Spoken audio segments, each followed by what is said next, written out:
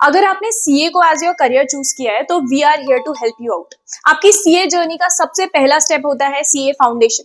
अब CA foundation में होते हैं 4 पेपर्स, जिसमें से फर्स्ट 2 पेपर्स होते हैं डिस्क्रिप्टिव नेचर के, यानी इसमें आंसर्स आपको खुद से लिखने होते हैं, while the last 2 papers are objective in nature, यानी कि इस पे क्वेश्चंस आपको एमसीक्यू फॉर्मेट में होते हैं।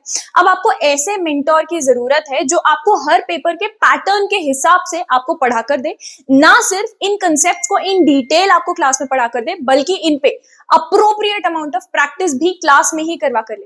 अच्छा, अगर प्रैक्टिस कर ली और प्रैक्टिस के बाद अपने आप को टेस्ट नहीं किया उन कंसेप्ट्स के ऊपर, तो फिर क्या खाक प्रैक्टिस की। तो इन कंसेप्ट्स के ऊपर आपकी टेस्ट सीरीज होनी भी बहुत जरूरी है, जहां पे अगर सब्जेक्टिव पेपर होता है तो आंसर राइटिंग प्रैक्टिस के फॉर्म में टेस्ट सीरीज, और जहां ऑब्जेक्टिव पेपर होता है वहां एमसीक्यू के फॉर्म में टेस्ट सीरीज होनी जरूरी है। अब ये सारा का सारा हो गया, तो मैम अब क्या बचा करने को? अब बचा है पूरे के पूरे सिलेबस को एक बार कंप्लीट करने के बाद अच्छा खासा रिवीजन करना, और रिवीजन के साथ एग्जैक्ट जिस पैटर्न में आपका पेपर आता है, यानी कि फाउंडेशन का पेपर आता है, उसी पैटर्न में मॉक टेस्ट को सॉल्व करना, एग्जैक्ट उतने ही घंटे लेकर जितने घंटे आपको पेपर में दिए जाते हैं। मैम इतना कुछ along with comprehensive coloured notes हमको क्या एक ही जगह पे मिल सकते हैं? यस, एब्सोल्युटली, आपको ये एक ही जगह पे मिल सकते हैं, विच इज यस एकेडमी।